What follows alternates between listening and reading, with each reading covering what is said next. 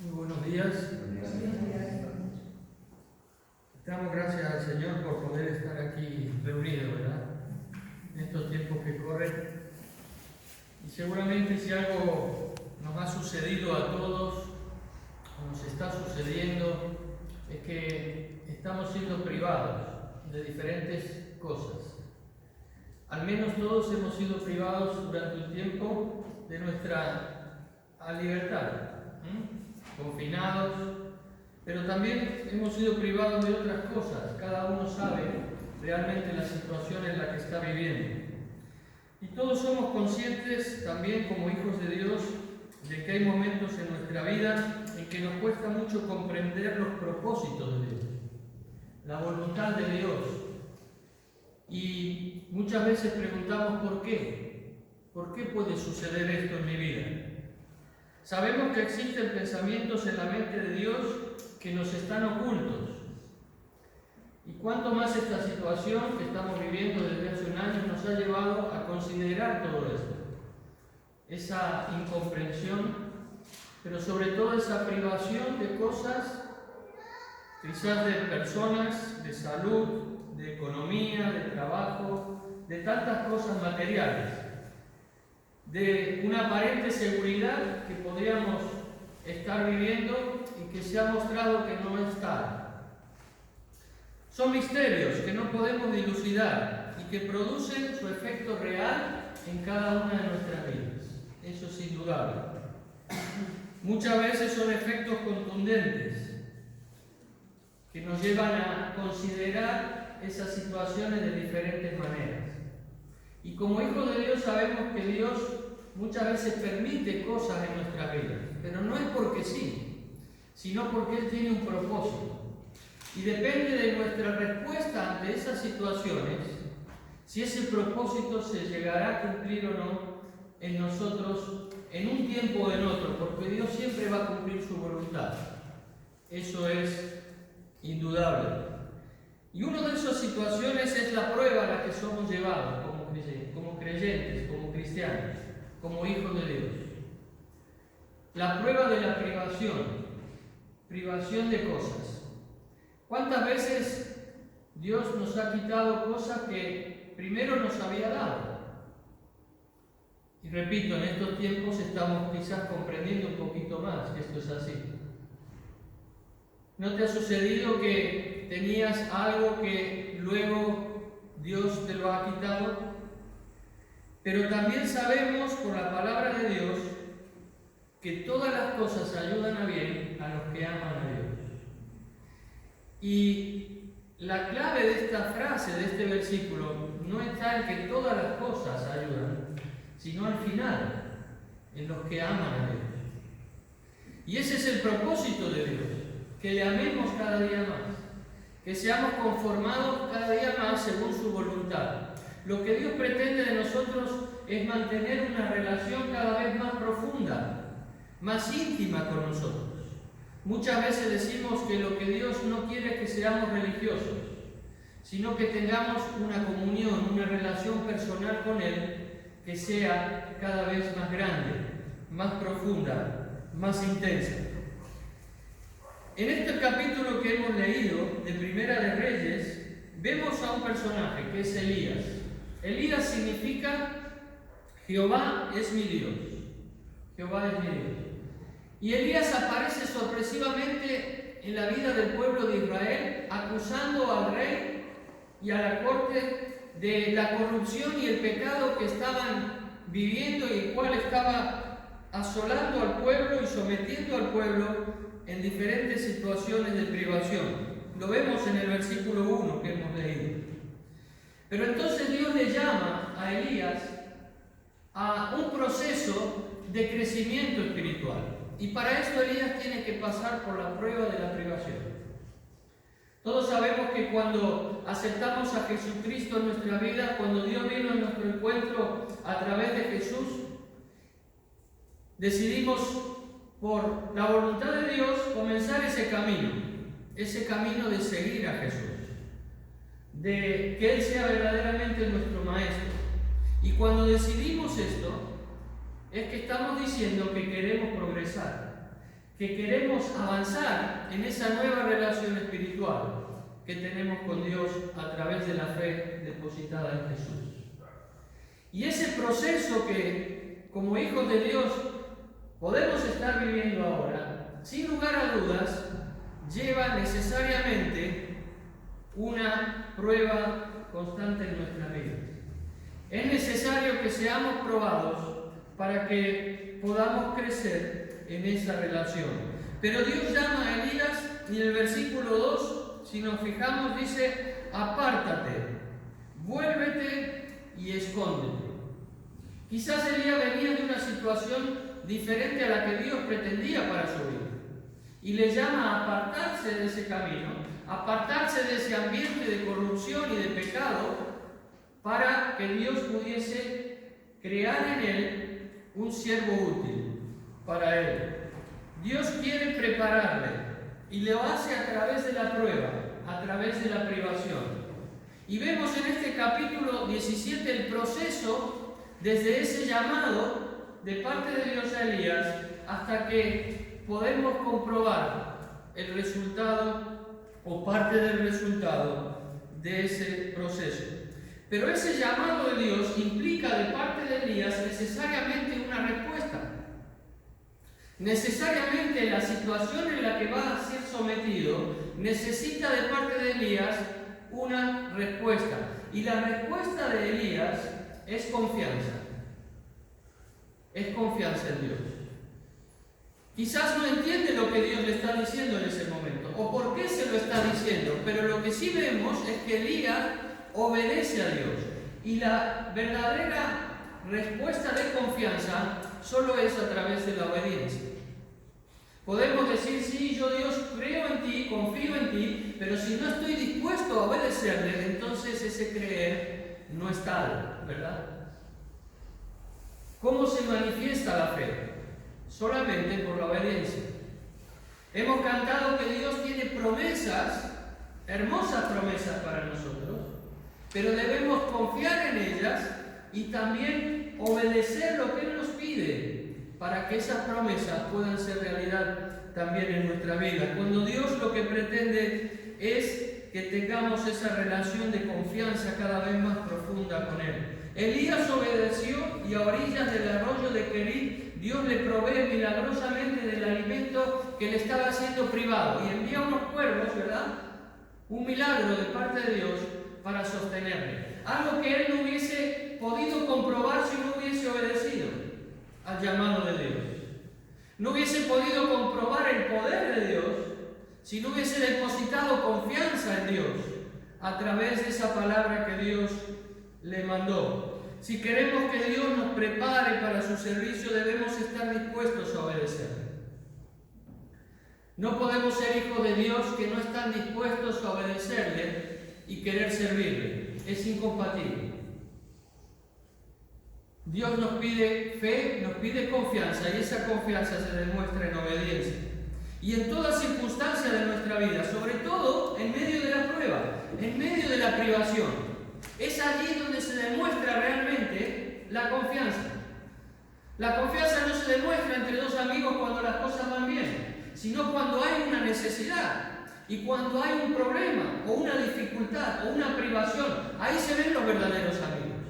Y nuestra relación con Dios es igual. Cuando realmente estamos pasando por la prueba es donde vemos si somos realmente amigos de Dios o queremos serlo. Porque Dios siempre ha dicho que será amigo nuestro. Pero siempre depende de dos, al menos una relación. En el versículo 7 dice que pasados algunos días se secó el arroyo. Uy, Elías, ¿qué habrá pensado? Me dices que salga, me dices que me vuelva, me dices que me esconda. Veo que estás cumpliendo esa promesa y de repente sucede esto. ¿Qué está pasando? ¿Acaso no cumples, oh Dios, tus promesas? Puede haber sido el pensamiento de Elías, ¿verdad? ¿Y cuántas veces nos ha sucedido esto en nuestra vida? No comprendemos los planes de Dios y entonces cuestionamos a Dios. No nos cuestionamos a nosotros mismos. Cuestionamos primero a Dios. ¿Por qué me está pasando esto? ¿Qué sucede aquí?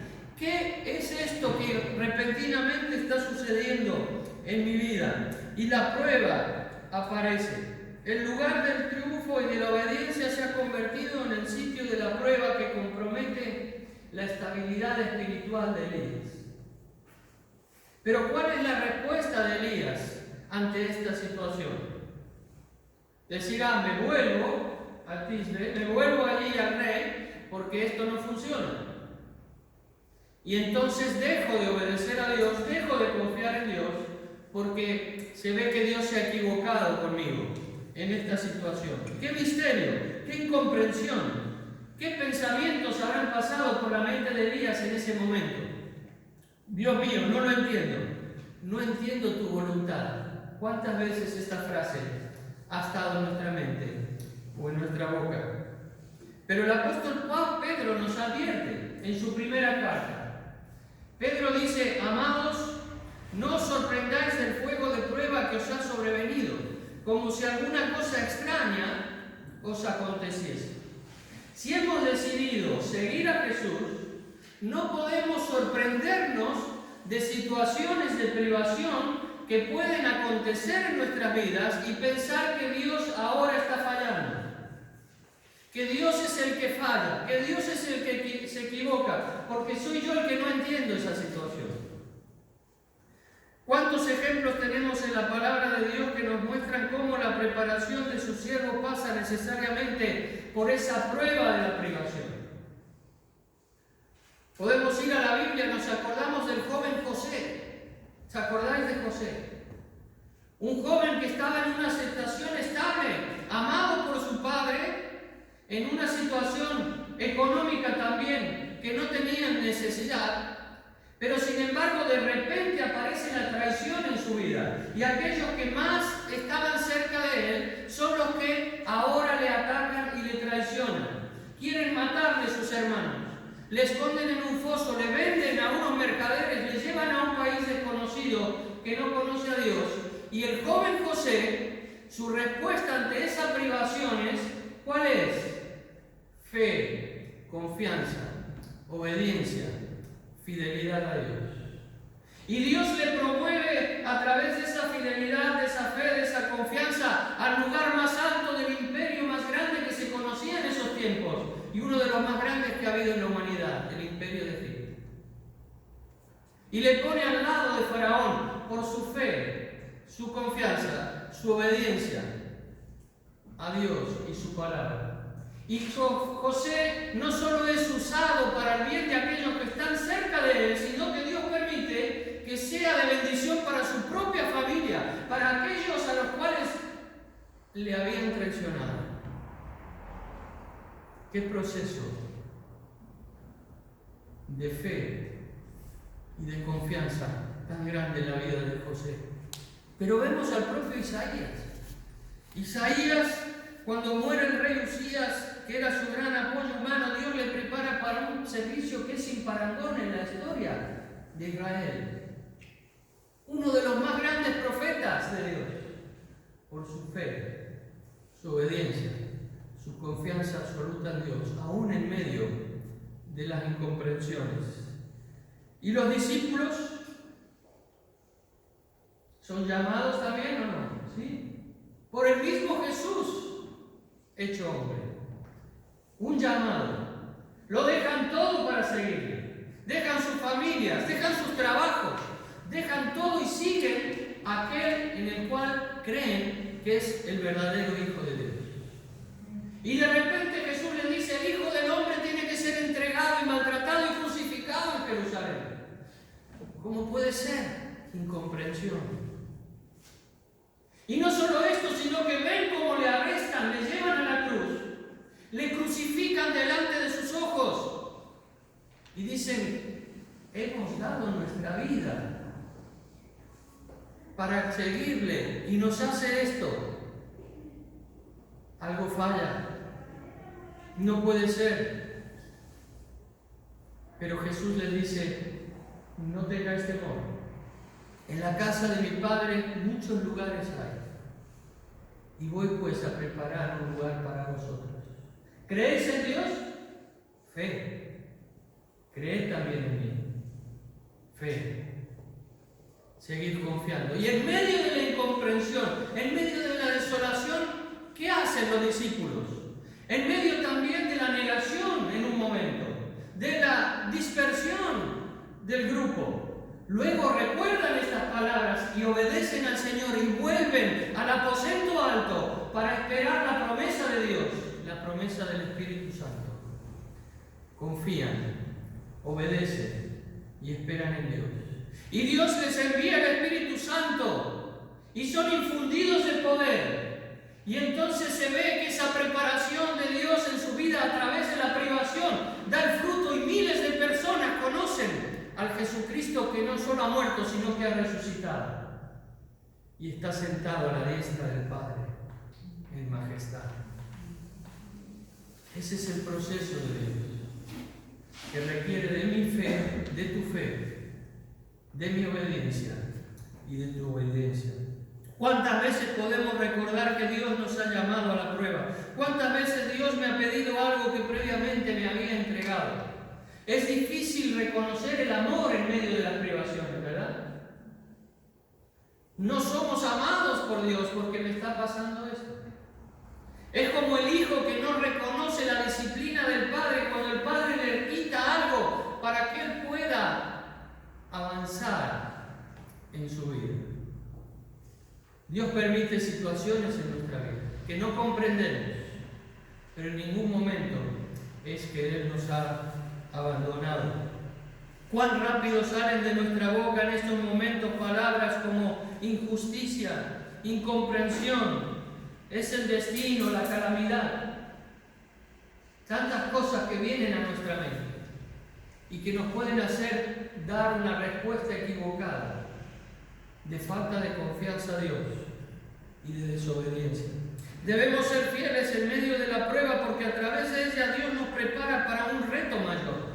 Dios quiere llevarnos a un peldaño más alto de fe, de inspiración y de visión. Cuando el Señor dijo: yo soy la vid verdadera y mi Padre es el labrador, todo pámpano que en mí no lleva fruto lo quitará, y todo aquel que lleva fruto lo limpiará, para que lleve más fruto. No está hablando de condenación, sino está hablando de producción. Está hablando de algo que Él ya tiene y que quiere que sea más productivo, que lleve más fruto. Yo soy la vid, vosotros los pámpanos. El que permanece en mí y yo en él, este lleva mucho fruto, porque separados de mí nada podéis hacer. La desobediencia y la falta de confianza nos llevan a separarnos de Jesús. Pero la confianza y la obediencia a su palabra nos mantienen unidos a la vida, porque es el alimento necesario para nuestras vidas. Pero cuando hay una respuesta de fe y de confianza en medio de la privación, hay efectos que Dios produce necesariamente en nuestra vida. Y lo vemos también en este capítulo 17. Podemos decir que el primer efecto que produce esta respuesta de Isaías ante esta situación es que crea en él una nueva inspiración. Cuando viene la prueba parece que se nos nubla todo. No tenemos esa inspiración necesaria para seguir adelante. ¿Cuál es la situación? Elías está siendo alimentado. El pueblo está hambriento y sediento por la situación que está haciéndole pasar ese rey. Y Elías, sin sentir lo que es pasar hambre y sed, es necesario que pase por esto para que pueda ser útil en las manos de Dios.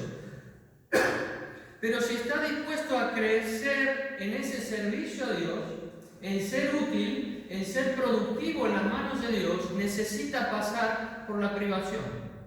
Hay una ley en la vida cristiana que nos enseña, y el Señor lo dijo también, pero lo vemos en todo el Nuevo Testamento, que los que han sufrido y soportado son los que socorren a los que están sufriendo. Que los que han sido tentados y han vencido la tentación pueden socorrer a aquellos que están en la lucha espiritual intentando salir de esa situación.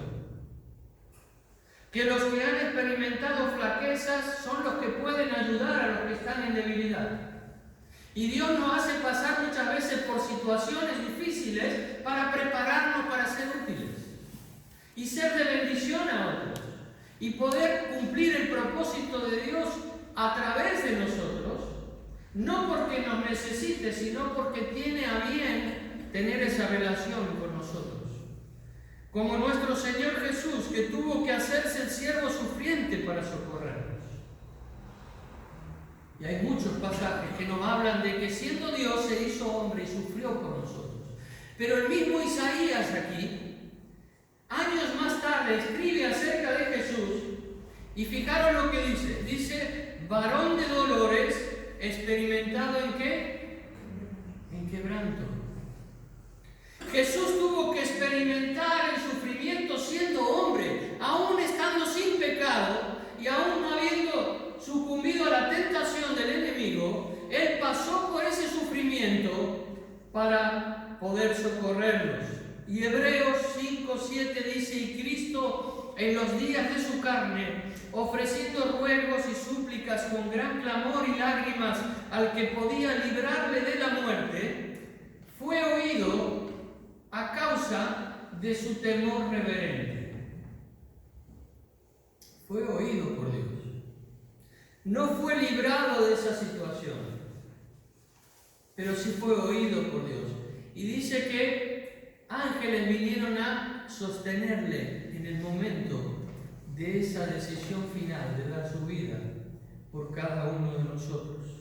Y aunque era hijo, con mayúsculas, por lo que padeció, aprendió la obediencia.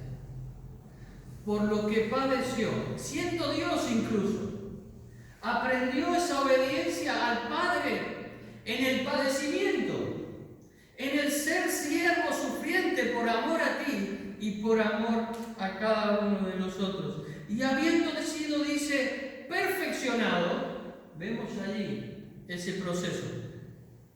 Dice, habiendo sido perfeccionado como hombre, vino a ser autor de eterna salvación para todos los que le obedecen.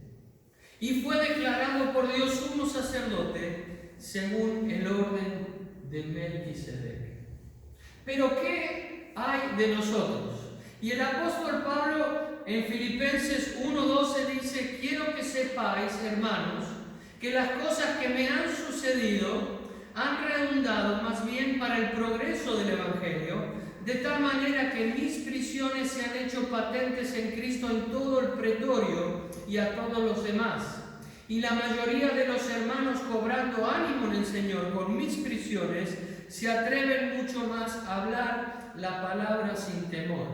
El apóstol Pablo, llamado por Dios porque estaba persiguiendo a los cristianos, en una situación de aparente estabilidad social y religiosa ante todos los demás, es llamado a predicar el Evangelio, ir por todo el mundo llevando el mensaje de Cristo, y sin embargo se encuentra prisionero en Roma. ¿Cómo es posible? ¿Acaso te has equivocado, Dios? Pero había un propósito detrás de todo esto, y Pablo lo puede ver porque sigue siendo fiel al Señor. Y dice que esta situación de las prisiones se ha conocido en todo el pretorio y muchos han creído en el Evangelio. Pero no solo esto, sino aquellos hermanos en Cristo que ya habían confiado como yo en el Señor, pero que estaban en una situación de debilidad, no estaban siendo productivos, no estaban siendo útiles para Dios. Es el momento en que Dios les anima también, viendo el testimonio de Pablo aún en medio de la prisión. Tremendo. En medio de la incomprensión, en medio de la privación, siempre aparece el propósito de Dios cuando somos fieles. Cuando seguimos teniendo fe, cuando seguimos obedeciendo la palabra de Dios.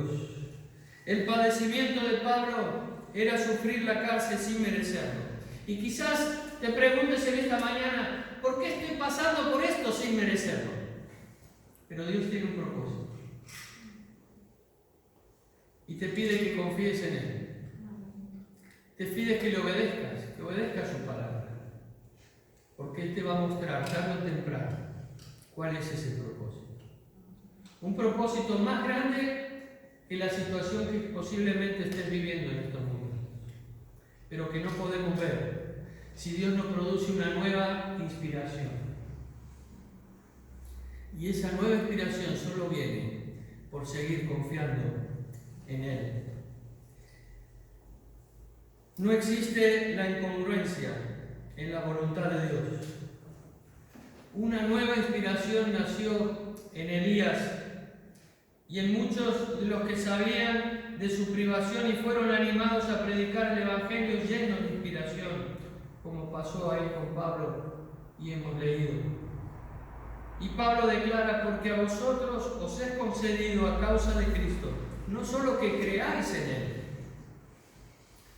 sino también que padezcáis por Él. Dice Pablo en el versículo 29. Fijaros, los ángeles quisieran anunciar el Evangelio, ¿verdad? Y no pueden. Entre muchas razones, u otras razones, es porque no conocen el sufrimiento. No conocen el sufrimiento del pecado. No conocen la liberación de ese sufrimiento del pecado a través de la redención que nos da Cristo en la cruz del Calvario. Por lo tanto, no pueden ser usados en ese sentido.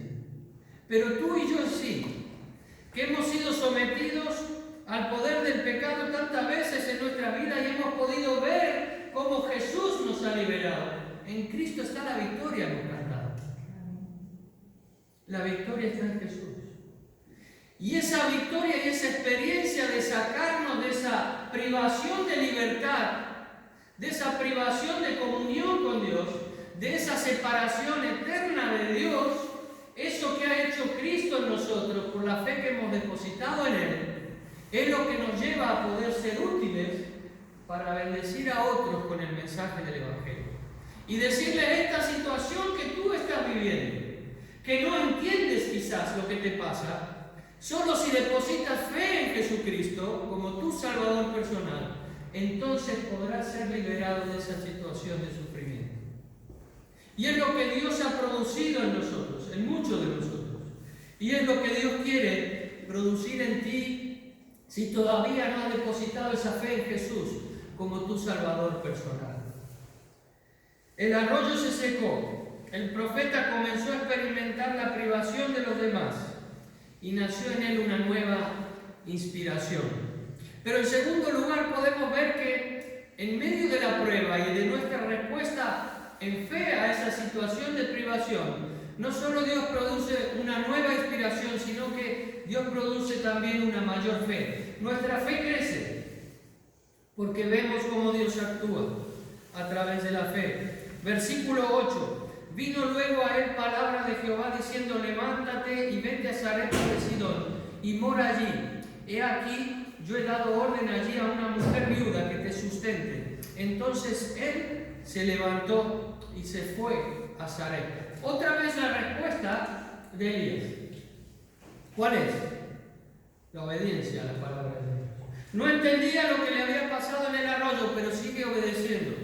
Y Sarepta era una ciudad pagana, una ciudad fenicia, que se encontraba entre Tiro y Sidón. Pero allí comprendió que Dios no tiene límites al poder que Él quiere efectuar sobre la humanidad. Y Dios está dispuesto siempre a ayudarnos si seguimos adelante. Pudo comprobar el poder de Dios, pudo comprobar la bendición de Dios y pudo experimentar milagros mayores que los que había experimentado con los cuervos. Porque su vida seguía progresando en esa relación de fe y de amor con Dios. Y vio milagros. El primer milagro, ¿cuál fue? Lo hemos leído. No escaseó la harina de la tinaja ni el aceite de la vasija. Versículo 15. Los ojos de su fe se agrandaron. Y dijo: ¿cómo puede ser esto? Ahora pensaba. Dios me está siguiendo en ese proceso de manifestarse en mi vida. Y por confiar plenamente en su Dios, pudo ver que aún en momentos de escasez Dios proveía. no solo lo había hecho para él, ahora lo hace para esta viuda y para este hijo, a los cuales Dios le había enviado. Y ante la muerte del hijo de la viuda, su fe tampoco tambalea, pero ahora está más fuerte. Ya no espera la palabra de Dios, sino que sabe que Dios está con él y toma la iniciativa en el nombre de Dios, sino porque ha crecido. Entonces actúa en el nombre del Señor, salvando la vida de este hijo, buscando esa salvación de este hijo. Ya no es el mismo Elías, está siendo preparado a través de la prueba. Ahora está equipado para enfrentarse a más cosas, para ser más útil a Dios que lo que ha sido hasta ahora. Dios quiere realizar sus planes en y contigo, en y con nosotros. Pero no lo hace si no encuentra fe. Y si esa fe no crece en mí, Él es el que la hace crecer cuando yo estoy dispuesto a obedecerle. Él sabe cuánta y qué clase de fe tener. Como dice Santiago, hermanos míos, tened por sumo gozo cuando os halléis, ¿en qué? En diversas pruebas, sabiendo que la prueba de vuestra fe produce paciencia. Mas tenga la paciencia su obra completa para que seáis perfectos y cabales. Ahí vemos el proceso nuevamente. Dios busca completar nuestra vida, sin que os falte cosa alguna. Pero no se refiere a lo material. Pero sí pida con fe, no dudando nada, porque el que duda es semejante a la onda del mar que es arrastrada por el viento y echada de una parte a otra. Así también la fe, si no tiene obras, es muerta en sí misma. Es lo que hablábamos. Esa inspiración nueva por la obediencia produce una mayor fe y produce obras. Produce obras. Y se puede ver la fe de Elías por cómo obra según la voluntad de Dios, por haber confiado en Él.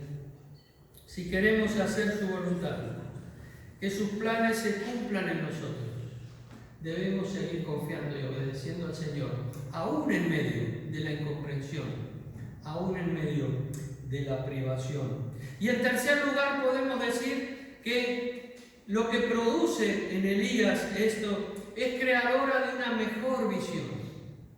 No solo produce una nueva inspiración esta situación, no solo produce una mayor fe, sino que también produce una mejor visión. Y cuando vemos que en Sarepta, que era el centro del culto a Baal, era un ídolo, era algo pagano, era algo contrario a lo que Dios buscaba para los hombres, Elías permaneció allí, podemos decir hasta llenarse de una santa repulsión hacia el pecado. Vio la corrupción que produce el pecado, el deterioro que produce el pecado, y comenzó a ver el pecado con los mismos ojos con que Dios lo ve.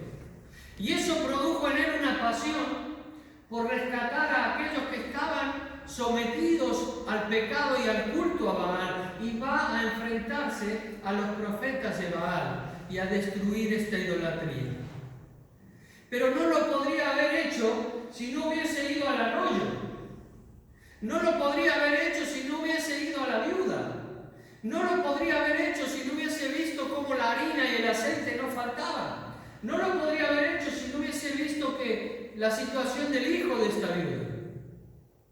Era un proceso que Dios estaba realizando en su vida para poder llegar a este momento y no solo tener una nueva inspiración, no solo tener una mayor fe, sino también tener una mejor visión. Y cuando Dios nos hace ver con los ojos que Él ve el pecado, entonces entra en nosotros una repulsión santa hacia el pecado, querer apartarnos del pecado, porque estamos tan cerca de Dios en ese proceso que nos ha llevado a la privación, a querer dar ese mensaje de salvación a otros. Y esto es lo que Dios quiere hacer en ti y en mí, si estamos pasando por situaciones similares a las de Elías. Necesitamos ver con los ojos de Cristo. Cuando estuvo cerca de los desconsolados, Jesús dice, tuvo compasión de ellos porque estaban como ovejas sin pastor. Pero Jesús no estaba solo. Estaban los discípulos también allí. ¿Acaso no vieron lo mismo que Jesús estaba viendo? Sí vieron con sus ojos humanos lo mismo, pero no vieron con los ojos espirituales la misma necesidad. Solo Jesús dijo, vamos a darles de comer. Saulo estaba asentado en la seguridad de su religión y de su posición, pero el Señor tuvo que cruzarse en esa seguridad de esa vida religiosa y socialmente estable para llamarle camino a Damasco y salir al encuentro de ese Saulo que sería luego el gran apóstol Pablo. Y años más tarde, cuando es acusado y está delante del rey Agripa, Pablo puede decirle al rey Agripa, por lo cual, oh rey, no fui rebelde a la visión celestial, sino que anuncié primeramente a los que están en Damasco y Jerusalén y por toda la tierra de Judea y a los gentiles que se arrepintiesen y se convirtiesen a Dios, haciendo obras dignas de arrepentimiento. Ese Saulo que fue sacado y fue privado de esa estabilidad que tenía en su vida, para llevarle, como sabemos, a una tremenda inestabilidad material, pero siempre con la ayuda del Señor. Y él puede decir luego a otros, por cuántas cosas y tribulaciones ha pasado, pero sigo confiando en Dios, porque este es el llamado. ¿Por qué? Porque camino a Damasco Jesús abrió su visión y pudo tener una visión como la que Jesús tenía de salvar a los gentiles. Y por eso, aún en medio de la privación, de tanta tribulación que tuvo que soportar, su fe no tambaleó, siguió adelante, porque Dios le había permitido ver como él veía. ¿Quieres llegar a esa relación personal con Dios? ¿Quieres seguir avanzando en ese camino de fe? ¿Quieres seguir creciendo para ser verdaderamente útil y productivo en la mano de Dios? No te extrañe, no te sorprenda que vas a ser sometido a privaciones. Pero en medio de ellas, Dios estará forjando una nueva inspiración, una mayor fe y una mejor visión. ¿Cómo termina este capítulo? Versículo 24. Entonces la mujer dijo a Elías, ahora, no antes, ahora reconozco que tú eres un varón de Dios y que la palabra de Jehová es verdad en tu boca. Dios en esta mañana, sea cual sea nuestra situación, nos está llamando a ser productivos en sus manos. Si ya hemos depositado fe en Jesús, pero si en esta mañana aún no le has dicho a Jesús, Jesús, yo creo que tú eres el Hijo de Dios que vino a este mundo. Creo que eres Dios, que diste tu vida en la cruz por mí, que resucitaste al tercer día y que hoy vives para siempre jamás. Y que me dices que si confío en ti, puedo tener vida eterna. Ojalá que como la mujer pueda decir en esta mañana, hoy sí creo que esta palabra es verdad. No hace falta que se lo digas a nadie. Solo hay un mediador entre Dios y los hombres, es Jesucristo, hecho hombre. Por lo tanto, díselo a Él. Si quieres decírselo ahora, allí en el silencio de tu silla, o quieres decírselo cuando estés en casa, no pierdas de vista que mañana quizás no estemos aquí.